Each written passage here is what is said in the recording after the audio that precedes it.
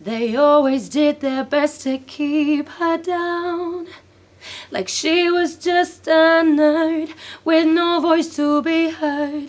At the circus you When can and laugh how did at you the become clown. R-E-D-D? My last name is Aldred and it's spelled A-L-D-R-E-D. Now if you take the middle D out, put it to the end, you have A-L and then red with two D's. Right. And my first name is Amy Louise, which is the A-L. I actually did that in primary school and said if ever I become a singer I want to be called Red. Right. We were doing, I think, is it acronyms and synonyms and stuff? We were messing around with words when I did that. Still beats strong. And after trouble and adversity, we gotta stand up to right all the wrong. I tell you every word. So being a singer is predestined, and obviously. So how did you get started then, and what's your experiences been like so far? I've kind of took performing arts up from the age of 6, 7. All aspects of dance, ballet, contemporary, jazz, modern, the typical kind of basics that you take on before you would branch out to the likes of street. I can't break dance. I could probably break something trying, but I can't break dance. But then, and then I kind of took up the acting side and the singing side.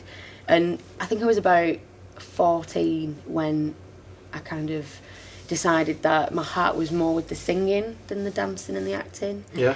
And I took the singing more seriously. I was in a duo with my cousin.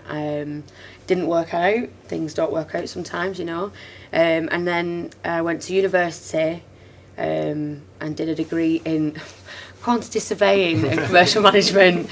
And then 2010, I kind of said, right, I've got my fallback almost. I'm nearly finished, but it's not what I want to do. Yeah. It was kind of still chewing me up inside what I wanted to be. And I think when you've got something like that you've done all your life, it always comes back around, doesn't it? And that's when I kind of thought, well, do you know what, I'll test my luck. And then I did the X Factor and, well, I thought my luck was in. I was like, I'll just turn back and I'm at X Factor, I'm at boot camp. And then I got booted. So, it's it kind of stemmed from there, really. But I've kind of carried on out of X Factor and got to where I am today.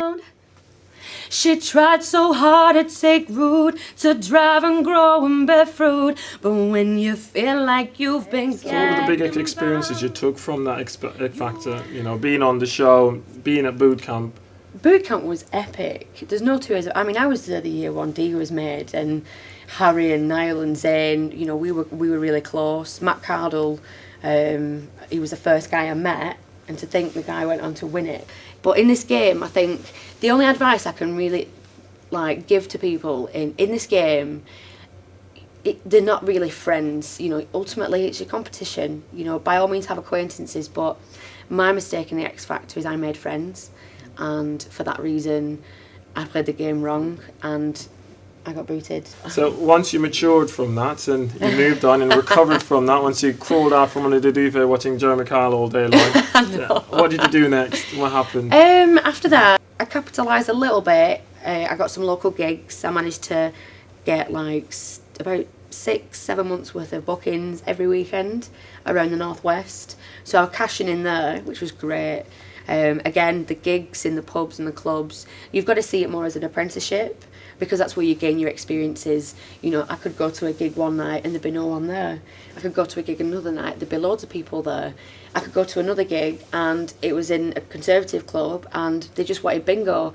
And the little things like that are kind of what mould you into becoming a stronger person as an artist. And you see it as you be paid for rehearsals at the end of the day, and that's how you've got to perceive it. Despite, oh yeah, despite all the uncertainty, there's a heart that still beats strong.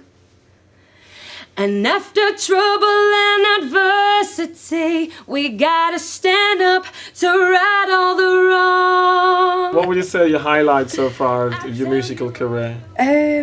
Well, the last 2 years have probably been the most serious. I know in February 2012, I got #1 in Finland, so that was a little bit of a shock. What was the track? It was I'm Daydreaming, and it's Red featuring Akon and Snoop Dogg. It's on YouTube, have a look, it's a wicked dance tune. And then the second, that went to number 2 in Japan actually as well. But then the second highlight was the number 1 in Japan with a different single, and that was with an American singer, songwriter, rapper called Quote, and Pitbull featured on it as well. And that went to number 1 in Japan, I think, June 2012. So that was really exciting. And then that's pretty much it. The rest of it's just music. Yeah. It's my life, so it's, I don't know, every day is exciting. Imagine how she must be feeling when she's got so much here to give. She made a vow while she was still healing.